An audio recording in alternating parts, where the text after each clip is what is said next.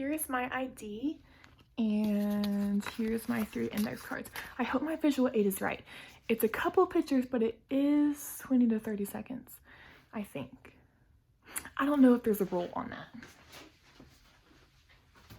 Ow.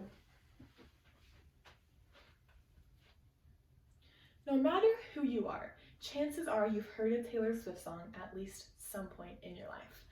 Whether you're a teenager who's experiencing heartbreak, or you're just simply shopping in the grocery store and it's playing over the loudspeakers. So today I want to talk about Taylor Swift and her effect on the music industry. So to start, we're going to go all the way back to 2006 when she released her first self-titled debut album at the age of 16, Taylor Swift. And Billboard.com describes this, says that the 3 singles of this album made the Billboard chart: Our Song, Tim McGraw, and Teardrops on My Guitar. So then in 2008, she releases her second album with Big Machine Records, and the album is Fearless.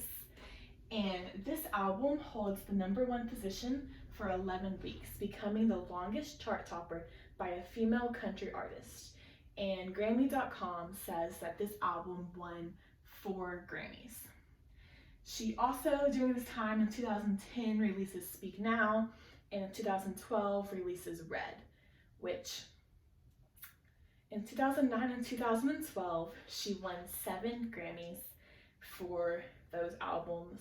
And TasteOfCountry.com writes that in 2013, she won Artist of the Year for the 3rd time, making her the all-time winner for that category. So Red in 2012 was the last time that Taylor Swift released a country album. And she talks about this in her Netflix documentary, Miss Americana, directed by Lana Wilson. She talks about the need for a woman in the music industry to reinvent herself, to stay current. And you have to reinvent yourself in a way that is still comfortable to your viewers, but is still a challenge that they will want to see. And so in 2015, she releases her first pop album, 1989, which is this.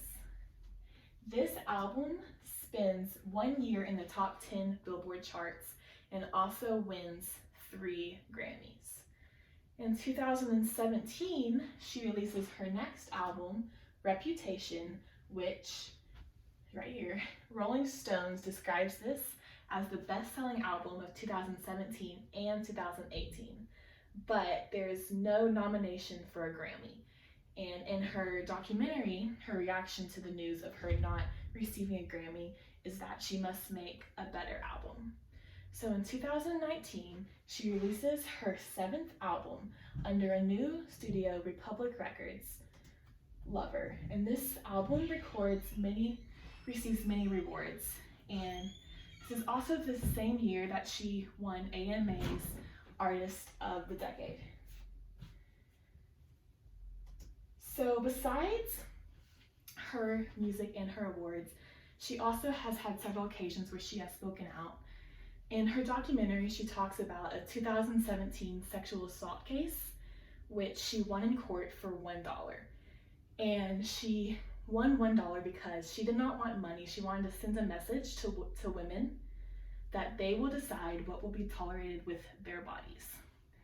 In 2018, she goes on to make her first political stance, where she endorses Democratic candidates in her home state of Tennessee, in which Donald Trump responds that he likes her music 25% less now. So in more recent times, she has spoken out about the selling of her masters.